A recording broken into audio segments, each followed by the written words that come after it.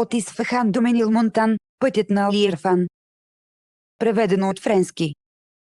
Ориентът, със своите мистерии и тързания, винаги е подхранвал западното въображение, но какво наистина знаем за съвременна Персия, за тази земя на поезията, превърнала се в театър на революция, която разтърси световния ред.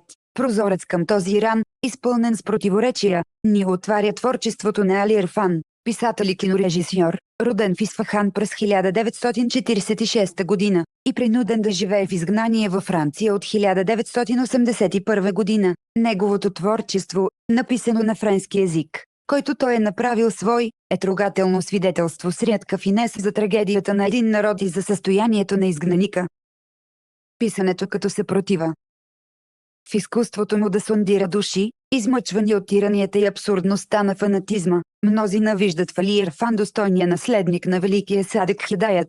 Неговото писане ни потапя в суров и неумолим свят, в който цари терорът на халюциниращата философия на имамите, свят, населен с преследваните жени от Ma femme est une sainte. «Моята жена е светица», с потиснатите артисти от Le dernier poète du monde. «Последният поет на света», с прокълнатите фигури от Les damnés du paradis. «Прокълнатите на рая», навсякъде жестокостта, варварството, мракът, за сметка на добротата, нежността, светлините. И все пак, той разголва не толкова тези пороци, колкото тоталитарната държава, която ги поражда всичките и която, за да се издигне, изисква свой цимент от тела. Същият този зловещ цимент се появява отново в Sans ombre. без сянка, грубо свидетелство за Ирано-Иракската война, ужасяващ гробищен ров, който е изпил дори кръвта на децата, изпратени да вървят по мините. Заповедта беше ясна, една част трябваше да върви по мините. Десетина доброволци вече се бяха изправили.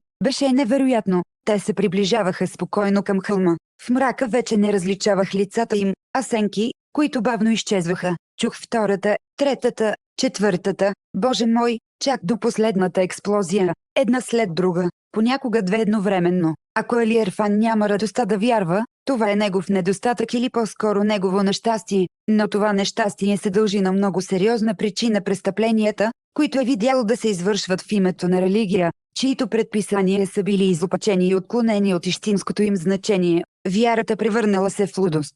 Той отвори без бързане едно от дебелите досиета, извади лист, разгледа го изведнъж и извика: «Затворете тази жена в чувал от зебло и я замрете с камъни, докато не издъхне като куче», и продължи, повтаряйки същия жест, размахвайки писанието на онзи, който беше пътувал към Бога, хващайки друго, изправи се рязко, прав върху масата, и извика като луд: «Нека бащата удуши сина си със собствените си ръце».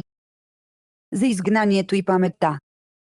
Изгнанието е рана, която никога не се затваря напълно. Главна буква В. Adieu Ménilmontant. С Богом, Менилмонтан. Али Ирфан напуска за известно време родната си Персия, за да ни разкаже за Франция, земята на своето убежище. Романът е почит към улица Менилмонтан, този космополитен квартал на Париж, където е живял и упражнявал професията фотограф. Това е нежна и понякога жестока хроника на живота на изгубените на света, на тези пари и на живота, които като него са се озовали в това убежище. Въпреки това, дори във Франция, Иран никога не е далеч. Миризмите, звуците, лицата, всичко напомня за изгубения Ориент.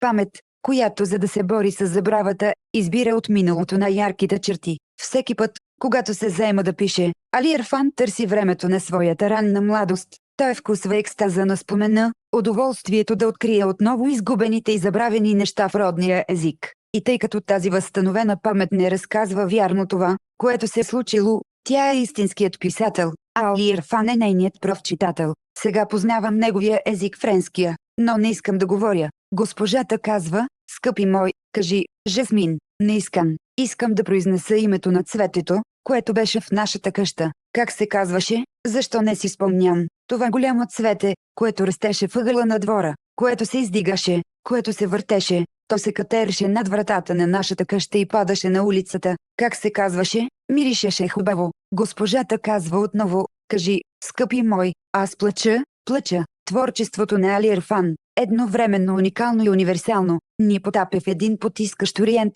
където тежи уловният поклопък на една пипалеста теокрация. Разбира се, може да се опасяваме, че писателят в изгнание, въпреки себе си, служи само за подхранване на клишетата на западната ислямофобия, теза в сърцето на литературата на изгнанието. Минорна литература ли е на Хесъмно грехчи, но който би видял само тази страна на нещата, би пропуснал същественото. От край време персийската душа черпи силата си от изтръгването, превръщайки разделата в източник на най-чистата си песен. Такъв е урокът на флейтата на Руми, чиято непреходна музика се ражда от нейното стъбло, откъснато от родната тръстика. Слушай тръстиковата флейта да разказва история, тя се оплаква от раздялата, откакто ме отрязаха от тръстиката, моята жалба кара мъжа и жената да стенат.